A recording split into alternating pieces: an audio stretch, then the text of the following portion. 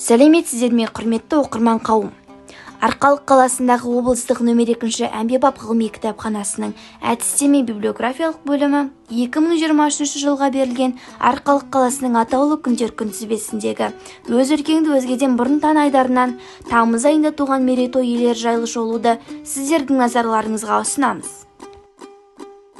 Қазақстанның халық жазушысы Қайнекей Жармағанбетов 25 тамызда қазіргі Қостанай облысы Жангелдин ауданы Шейлі ауылында дүниеге келген.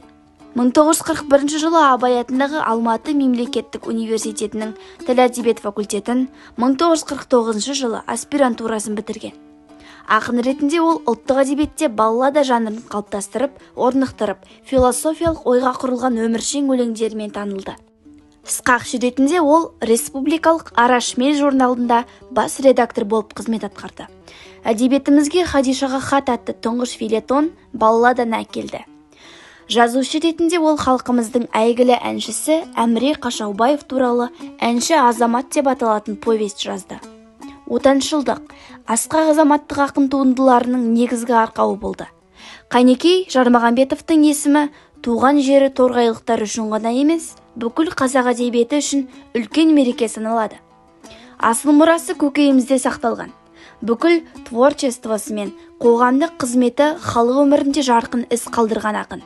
Өнер мен білім саласында, әдебиет пен мәдениет майданында көп еңбек жасап, тамаша мұрауларын ел игілігіне қалдырып кетті.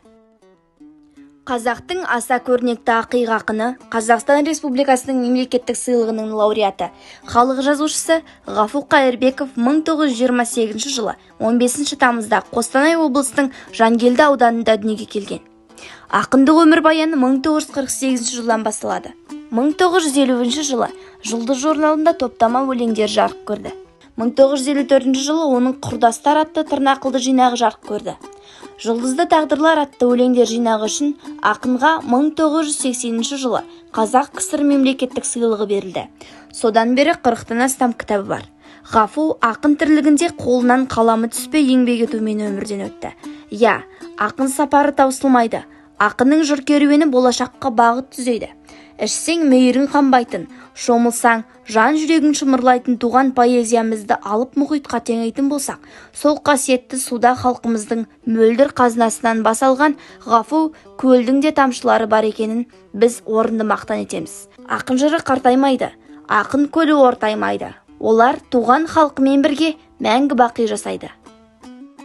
Жансұлтан Демеев 1928 жылы Қостанай облысына қарасты Федоров ауданының Жыланды елді мекенінде дүниеге келген. Ата-анасынан ерте айырылып, жастай жетіндік тақсіретін тартқан бала Жансұлтан ағайыны Шайкеннің қолында ес біліп, ер жетеді. Оның ерте есейіп еңбекқор, әрі табанды азамат болып қалыптасуына Шайкен ақсақалдың тәрбиесі зор ықпал етті. Балалық шағын сұрапыл соғыс жалмаған Жансұлтан Демейұлы тым ерте есейді. Оның еңбек жолы 1942 жылдан басталады. 14-ке енді толған бозбала соғыс жылдары Қостанай ауданына қарасты Қызылқорған ұжымшарында қой бақты. Кейін Қостайдағы механизаторлар даярлайтын мектепте оқуға қабылданды. Механизаторлықтың қыр-сырын үйрене жүріп, жер жырту, дән егу жұмыстарына белсене араласты. 1944 жылы Александр ұжымшарының машина-трактор станциясына жұмысқа кірді. Алғашында комбайншының көмекшісі міндетін атқарып жүрді. 1949 жылы орақ науқанында белгіленген міндетті 150-180%-ға асыра орындап, еңбек озаттарының қатарына ілігеді. Озат комбайншы 1952 жылы Шучинск механика мектебінде білімін жетілдіріп, біліктілігін арттырды. Жансұлтан Демейұлы 1954 жылы Павлов атындағы кеңшарға механизатор болып келеді. Мұнда да жоғарғы нәтиже көрсетіп, есімі кеңшардың құрмет кітабына жазылады. Атаңызға айналған еңбекқордың тың төсін дүрбілеткен диқан даңқы осылай басталған еді. Тың науқаны шарықтау шегіне жеткен тұста одақтық бұқаралық ақпарат құралдары даңқты механизатор жайлы жарыса жазды. Жансұлтан мақтанышым менің, орақшылар тәлімгері, өз дәуірінің қаһарманы деген тақырыптағы жерлесіміздің еңбек жолын дәріптеген мақала очерктер жиі жарияланып жатты. Жансұлтан Демейұлының 44 жасындағы механизаторлық еңбек өтілі 29 жыл екен. 1957 жылы 11 қаңтарда Жансұлтан Демейұлына социалистік еңбек ері атағы берілді. Бүкіл саналы ғұмыры мен жастық қайрат жігерін өңірдің ауыл шаруашылығы саласының өркендеуіне арнаған еңбек майталманы 1982 жылы денсаулығына байланысты зейнетке шықты. Араға 6 жыл салып, атаңызға дәуір еңбеккері бұл дүниенің бейнеті рахатымен қош айтысып, бақилыққа аттанды. Биыл туғанына 95 жыл толған толағай тұлғаның ерлікке толы еңбек жолымен өнегелі өмірі өскелең ұрпақтың жадында мәңгі сақталуы тиіс. Ақын, сыншы Амангелді Мырзабеков 1968 жылы 21 тамызда Алматы қаласында дүниеге келген. КазМУ-дың журналистика факультетін бітірген. 1992 жылы Арыс қорында, 1997 жылы Санат баспасында, телерадиосы корпорациясында, 1999 жылдан Алматы қалалық мәдениет және қоғамдық келісім басқармасында жетекші маман, Қазақстан мемлекеттік орталық музейінің аударма бөлімінің меңгерушісі болып қызмет еткен. Жұлдыз, Парасат, Таңшолпан журналдарында Жас Алаш, Егемен Қазақстан, Өркен, Алтын Орда, Қазақ әдебиеті сияқты көптеген газеттерде әдебиет, саясат, әлеуметтік мәселелер туралы мақалалары, эсселері жарық көрді. 1999 жылға әдебиет пен өнер саласындағы Қазақстан Республикасы президенті стипендиясының иегері атанды. 2002 жылы әдебиет саласындағы Сорос Қазақстан қорының грантын жеңіп алды.